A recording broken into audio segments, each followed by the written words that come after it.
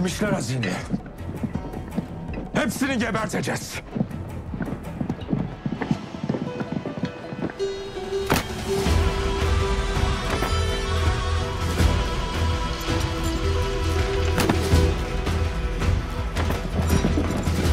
Hırsızlar!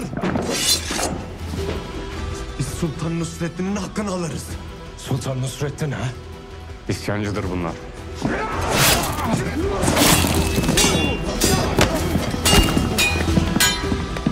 Cennet senindir evlat.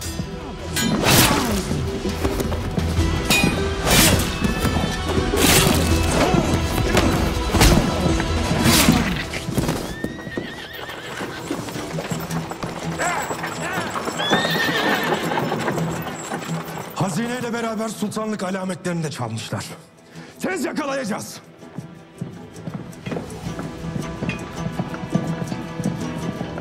Elimizdeki yardımlar buradan gelebilir. Sultanım, saraydan haber geldi.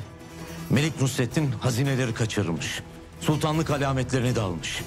Askerlerin bir kısmı da onun safına geçmiş. İsyandır bu. Tam düşmanların üzerine yürüyecekken taht savaşı çıkardı hain. Kaçmadan yakalamamız lazım.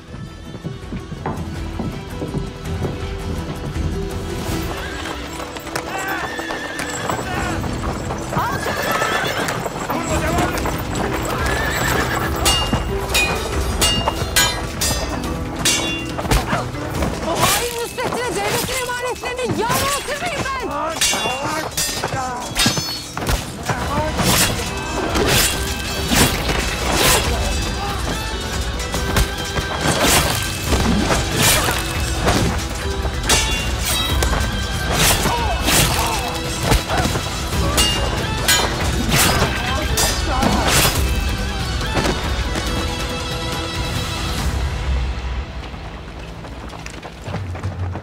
Bütün kapılar tutulsun.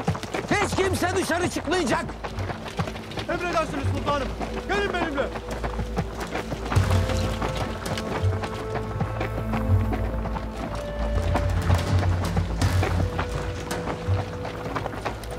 Melike. Sultanım, emanetlerinizi almak için canımı dişime taktım. Ama askerlerin yarısını satın almış hain Nusrettin. Bağışlayın.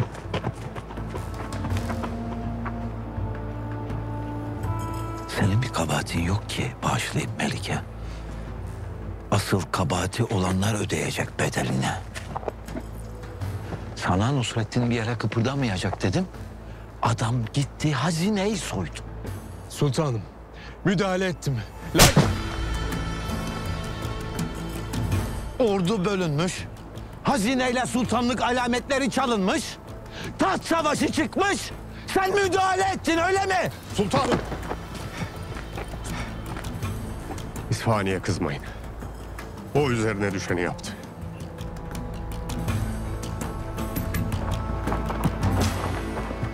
Şehirden çıkmışlar sultanım. Bozkır'a doğru gitmişler. Tez askerleri topla. Ekmek yedikleri devlete kılıç çeken o hainlerin kellelerini meydana yığacağım. En tepeye de Nusrettin'in kellesini koyacağım. Dört bir yana haber salın. Taht savaşı başlamıştır. Her kim ki Nusrettin'in safına geçer, gazabım onun üzerine olur. Ya devlet başa, ya kuzgun leşe!